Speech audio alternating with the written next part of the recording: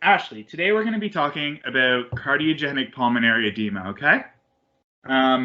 So the first thing to do is just break down what that means. So cardiogenic is of the heart. So that means this is a pulmonary edema that is originating with a problem in the heart.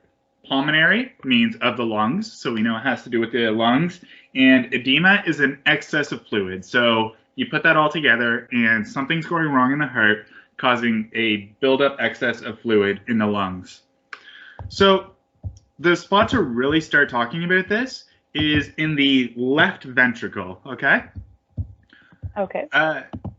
So what's going on there is you can have a bunch of different risk factors that are going to cause issues in your left ventricle that lead to pulmonary edema. So some of these risk factors are things like coronary artery disease. So if the arteries supplying blood to the heart get narrowed or blocked, it can lose its ability to pump effectively. Cardiomyopathy, which is just a fancy word for heart damage. If you have heart damage, that can impair the contraction of the lungs, resulting in the left ventricle being unable to fully overcome the afterload. You can have heart valve problems. So if there's a problem, especially with this valve right here between the left atria and the left ventricle, you can get backflow of blood. So if that's not closing properly, blood can flow back from the ventricle into the atria. And how this originates is really blood flowing backwards into the pulmonary vasculature. So the veins that give that take oxygen from the lungs. You can also have, if you have high blood pressure, hypertension over a long time, that can result in cardiogenic pulmonary edema. Or if you have kidney diseases that cause you to retain extra fluid, that can increase your blood pressure. Most of them come back to either increasing the blood pressure or creating a situation where the ventricle can't accept the preload or can't get over the afterload. So next I want to explain what those terms mean, preload and afterload. Are you familiar with those, by the way, Ashley? My name's Catherine, and no. Catherine, oh my God. Okay, Catherine. That's embarrassing. I'm so sorry. So what preload is preload is the ability of the ventricle to stretch to accept the blood that's being pumped into it from the atria, okay? Okay. Now, afterload is the pressure that the ventricle has to overcome to pump out. So if you have higher blood pressure out here, then the ventricle has to work harder to overcome that pressure and actually pump blood into the body. Is that all making sense? Yeah, totally. Okay, super. So most issues of cardiogenic pulmonary edema can be traced back to some form of hypertension, so some form of high blood pressure leading to hypertrophy of the left ventricle. Hypertrophy meaning that its muscle mass is getting increased, okay? Doesn't sound like a bad thing, but in this case it is.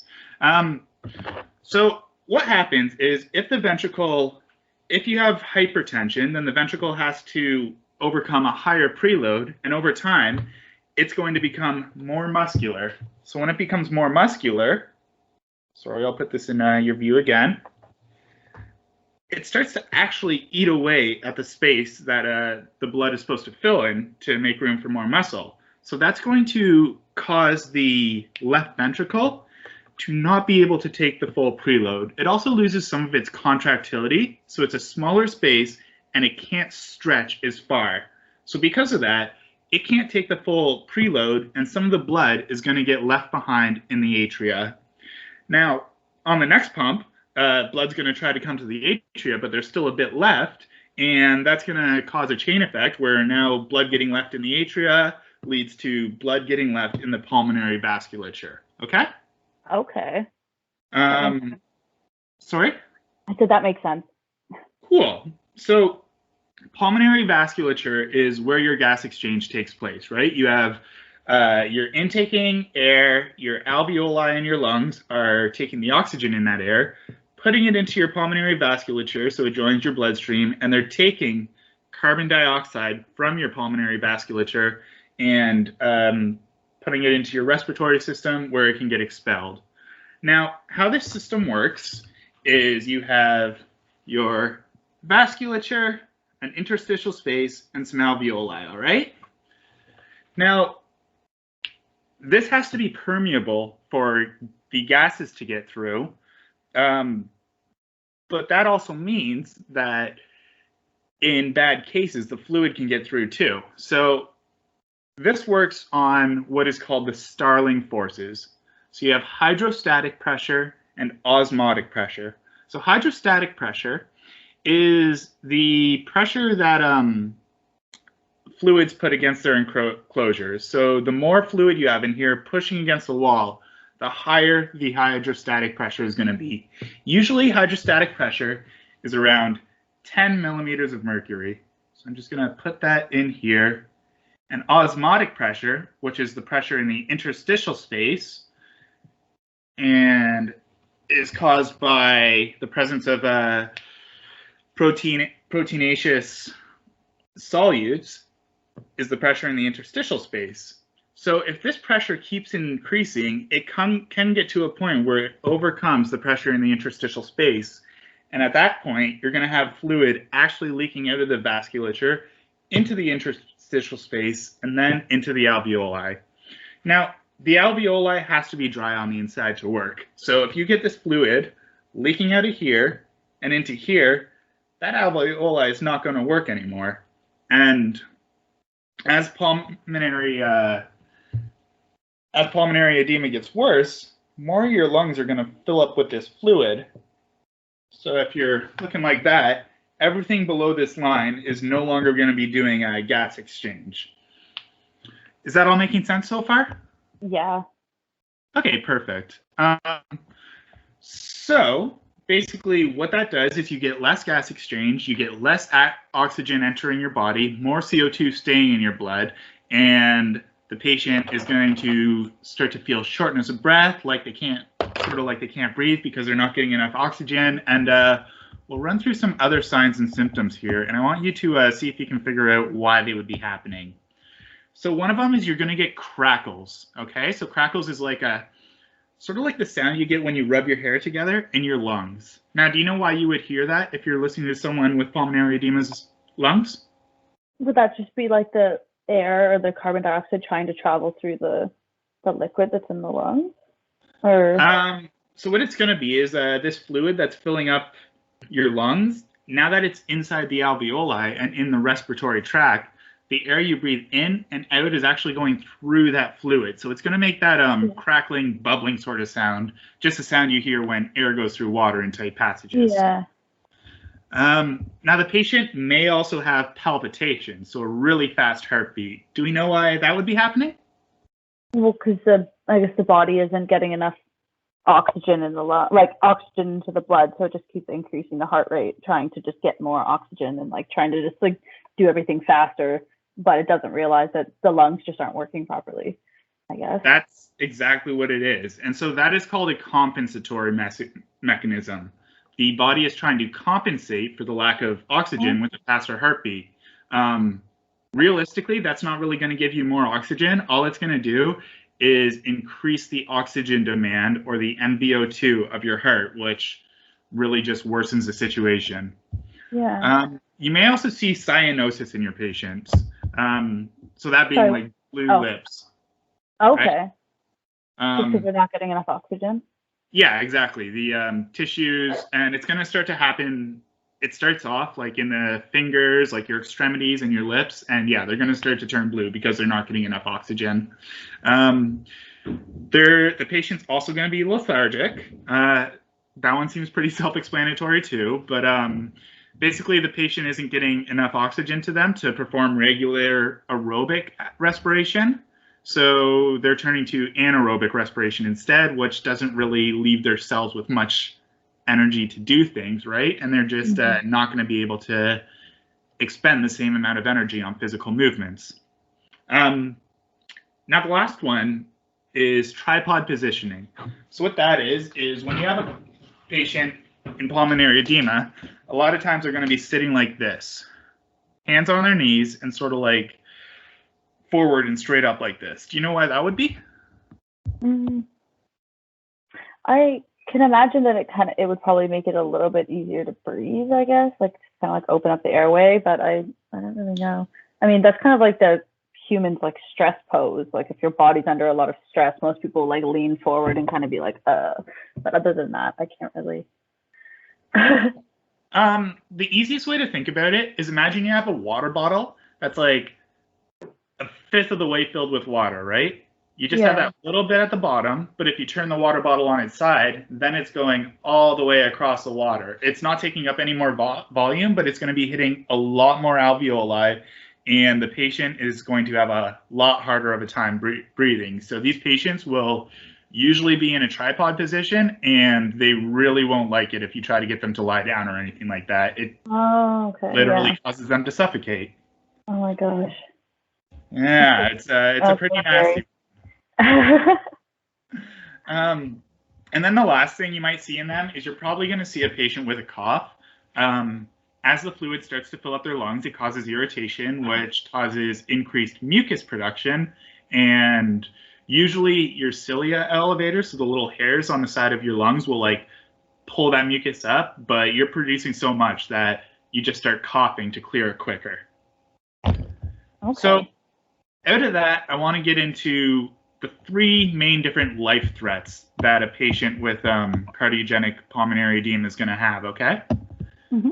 So the first one is, the first two are actually related to acute pulmonary edema, and the first one is just that if this keeps worsening and more fluid starts filling the lungs, then the patient's going to be intaking less and less oxygen. This is going to lead to them becoming hypoxic, which is just the term for having inadequate oxygen levels. And their hypoxic tissue will again start to rely on anaerobic metabolism to supply its energy through lactic acid fermentation. But that doesn't create nearly as much energy as aerobic metabolism does. And basically, your patients their tissues are going to start dying because they're not getting enough oxygen. Now, this is most dangerous in the patient's heart and brain, because if either of those organs start to fail and cease functioning, the patient's going to die very, very fast. The second life threat I want to talk about is respiratory acidosis. So in respiratory acidosis, let me just do this again a bit bigger. So you have the blood coming back to your respiratory system is deoxygenated blood, right? You're trying to get all this blood that no longer has oxygen. You're going to get the CO2 out and put O2 in. So that's what you've got there. You've got your alveoli with the O2 in it and your pulmonary vasculature with the CO2 in it. Usually those can go back and forth freely, but because there's fluid all up here, that's not happening. And this CO2 is just going to get, like this deoxygenated blood is just going to start to get reused, or it's just going to have a very lessened amount of gas exchange in it. So you're going to have too much CO2. Now, usually your body sits around 38 to 42 millimeters of mercury of CO2 in your blood. So what your body does when the CO2 starts getting higher is it responds to the acidosis. CO2 lowers your blood pH, which if you go lower on the pH scale is acidic, so it's called acidosis. So what your body does is it takes CO2 and H2O. Actually, I'm just going to write this formula here. But your body has this formula it uses to try and regulate the acid-base balance in your body. H2CO3 2 3 minus and H plus. So what your body's going to do is it's going to say, okay, we're looking a little acidic around here. I'm going to take this CO2, add some water with it, H2O, and we're going to turn it into this compound, H2CO3. And that is going to go even further, and H2CO3 is going to break down to HCO3 minus and H plus hydrogen ions. Now, the problem with this is that hydrogen ions also cause the blood to become acidic. So as your body's trying to balance, it's going to do this shift, and it's fine for a while. But if it keeps having to do that, then your blood is going to become acidic anyways. And the problem with that, the main threat from that, is that it causes cerebral vasodilation. So the vessels in your brain are going to start to dilate, get bigger, and unfortunately, you don't have a lot of space in your cranium. So that's going to start to put immense amounts of pressure on your brain, which can cause the brain to shut down, lose function, and that's going to lead to death. So those are the two respiratory sort of life threats I wanted to talk about. Now, the last one is cardiogenic shock. So as this is happening, your MVO2 demand is higher, your heart's beating fast, it's trying to pump really hard against the pressure, and so it's using a lot more oxygen than it needs, but you're also getting less oxygen than you need. So this lessened contractility is going to lead to a lower cardiac output, hypotension, so your blood pressure is going to start to drop, your blood vessels are going to start to constrict because the blood pressure is dropping, and you're going to get cardiac ischemia due to the lack of oxygen, so parts of your heart are going to start dying. Now, the vasoconstriction takes place to try and mitigate the blood pressure, keep it up high, you know, less blood pressure, you put it in a smaller space, so it's higher.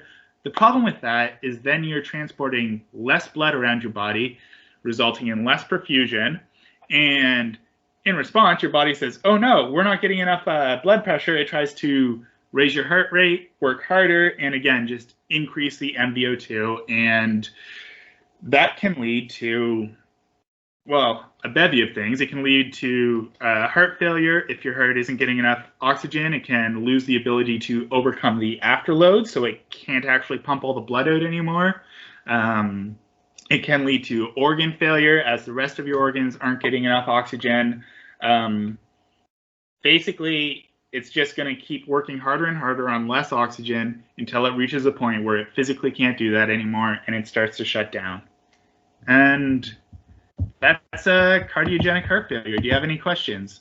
Or wait, sorry, cardiogenic pulmonary edema, but it's very related to congestive heart failure, which is a bit of what I was just explaining. So do you have any questions? Yeah, is this like a chronic condition? Like, does this take like significant amount of time to develop, or is it something that can develop like quite quickly? Usually it's a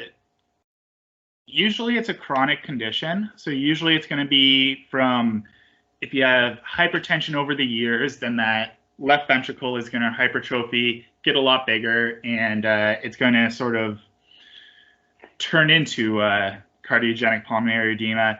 You can also have acute pulmonary edema. So, you know, you could, if your kidneys start to fail and your blood pressure just starts to increase dramatically, then you may start to get, you know, that may result in a dysrhythmia that prevents blood from flowing correctly and causing blood to back up into the lungs, or just the high pressure itself could cause that. So usually it's going to be a chronic condition, but there are situations where it's acute. Okay, that's scary. Any other questions? I don't think so. No, I think I'm good. All right. Why don't you turn your camera on for a sec? Dale, this is going to be one of your students next year. She's dope. You'll love her. Hello, I'm Catherine. There you go. You got to have at least one sassy redhead in the class. Anyways, I'm going to stop the recording there.